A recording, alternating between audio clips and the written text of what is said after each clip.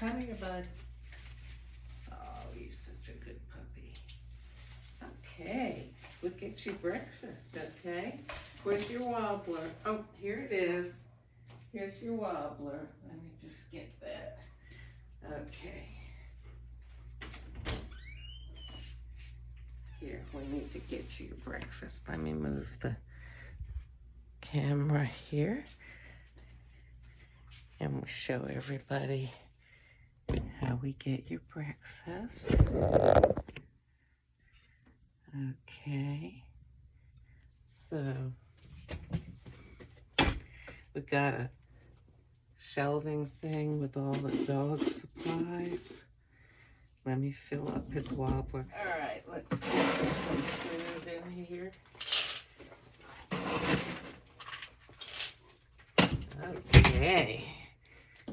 Let me just get Grayson his breakfast.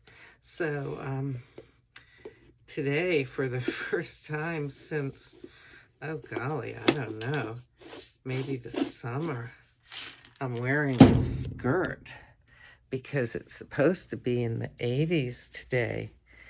Let me put this down before I drop it. Okay. Here, Gray. Take it. Take it.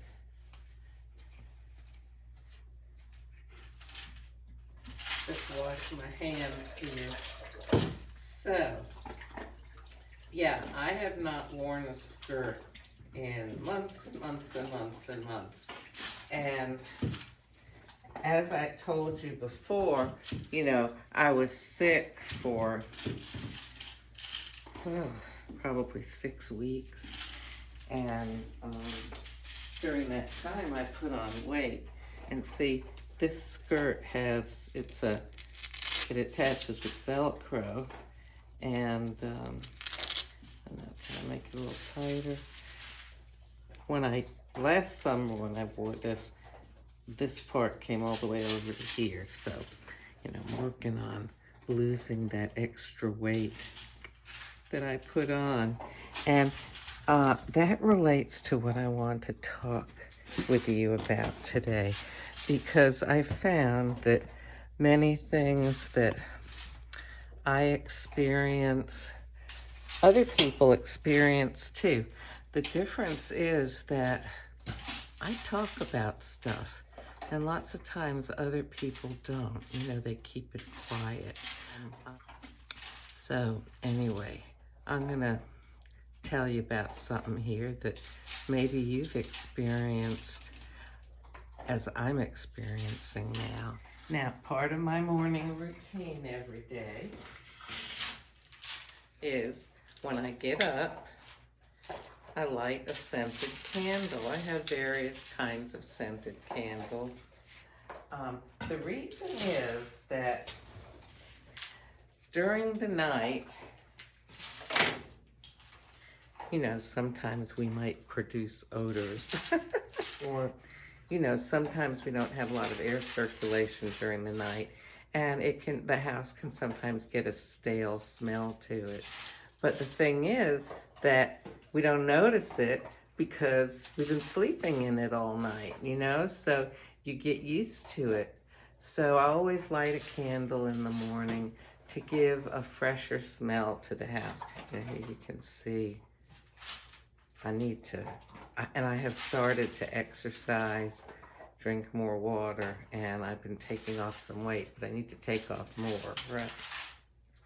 Anyway, like I said, you know me, I talk about stuff that other people don't talk about, because I found that most of us kind of think the same kind of things. And we almost, either we're afraid to talk about it because sometimes people will say, I know, I never thought that, or that's weird. Or we're afraid, like if we talk to a doctor or something, the doctor's gonna go, you know, kind of look at us sideways. So, you know, I'll tell you a funny story that relates to this. My brother was a biological researcher. He's 8 years older than me. And I remember when I was, I guess, a teenager, he was doing some sort of research that involved seagulls.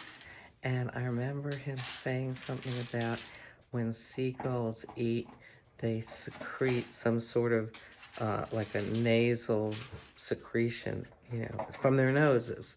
And when I realized when I eat, my nose very often will kind of run a little bit. And I remember as a teenager thinking, oh my gosh, am I somehow like, have I got some sort of seagull thing? And I mean, I felt really weird. I was afraid to ask anybody. I'd never heard anybody say that about people. Oh my gosh. Well, do you know what? The other day I was talking with somebody about their medical conditions, and they said one of the things they have is gustatory rhinitis. And I looked it up. Do you know what that is? Apparently, people can have, I mean, it's a normal kind of thing. A lot of people have it, where when they eat, their nose can start running a little bit. Oh my gosh. So I'm 69 years old. So probably for what? Over 50 years, I have had this thought in the back of my head, like, oh my gosh, like I'm really weird because my nose runs when I eat. And, that happens to seagulls.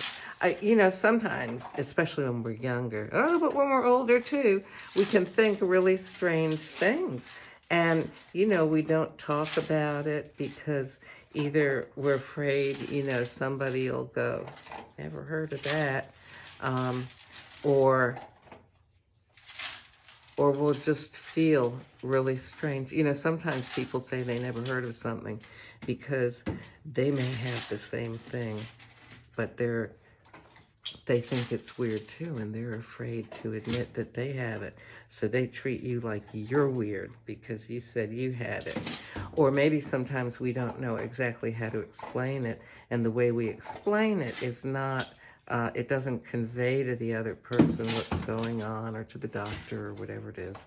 And, because of that, we get a strange response back. Anyway, so for 50 years, I thought I was somehow related to seagulls.